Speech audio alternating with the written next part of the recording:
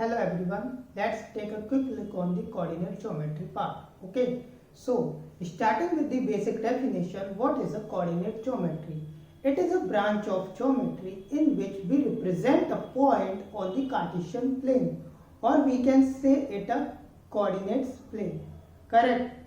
And let's suppose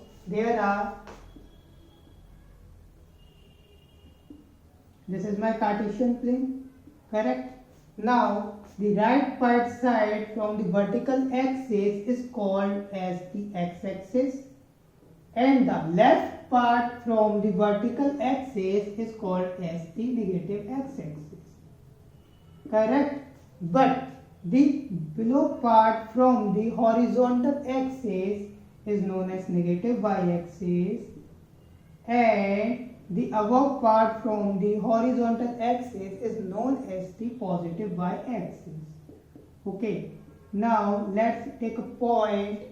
Suppose A is a point, okay, on the Cartesian plane, and the x coordinate and y coordinates are small x1 and small y1.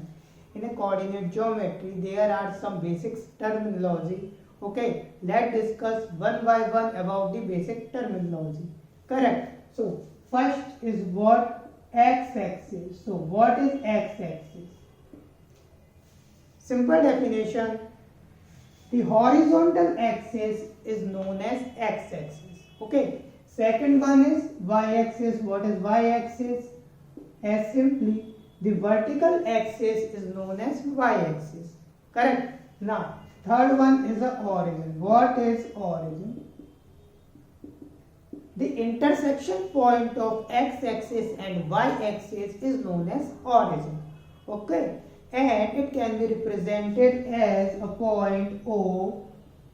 Now the 0, 0 are the x and y coordinate of the origin respectively. Correct. Now move on to fourth one, which is called the abscissa. So what is abscissa? It's very important definition and very basic but important terminology, which is abscissa. So what is abscissa? The distance of a point from y-axis but along the x-axis is called as abscissa. So what is the abscissa of a point? x1. x1 is the abscissa of a point. Correct. Now move to fifth one, which is another important. So its name is as ordinate. What is ordinate? Similarly, the distance of a point from x-axis but along with y-axis. The distance of a point from the x-axis, correct, but along the y-axis is known as ordinate. So here y1 is my ordinate. What is ordinate? y1. This is the distance. What is abscissa? x1 is a abscissa. Correct. Now move to sixth one, is a quadrants. So in a coordinate geometry there are four types of quadrant. Okay, let's take a quick look on the quadrants. Okay, how to identify the quadrants? When the x coordinate and y coordinate both are positive, we can say my point will lie on first quadrant. Okay, if my x coordinate is negative but y coordinate is positive, then my point will lie on second quadrant. Correct. If both coordinates are negative, x coordinate and y coordinates, now my third quadrant, okay, my point lie on third quadrant. The fourth one is, if my x coordinate is positive but y coordinate is negative, my point lie on fourth quadrant. Okay. There is some basic definition of quadrants. Now move on to this is the end of basics terminology. Okay, now move on to the topic there are some important topic in a coordinate geometry. First topic is a distance formula. Now, we can use distance formula to calculate the distance between 2 points which is given in the Cartesian plane. Suppose it's my xy plane, correct? Now this is point A and here suppose it is a point B, okay? And x2 and y2 are the coordinates of a point B. Now the distance between these 2 points is given by the distance formula.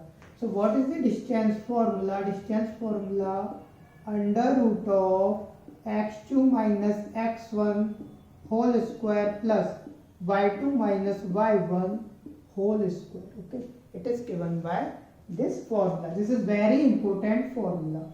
Correct. It can be proved by using the Pythagoras theorem. We can discuss it later.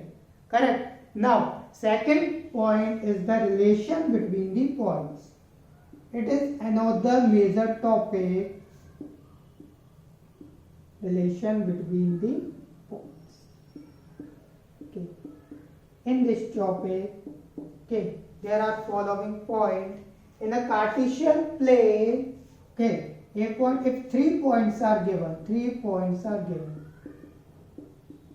and we have to find out the relation between the 3 points. Okay, two possibilities. It's a collinear point. Okay, and it is non-collinear point. Okay. If my 3 points are collinear point, it will lie on a same line. Otherwise, non-collinear points make a triangle. It's make a nothing but a triangle. How? Let's see it here.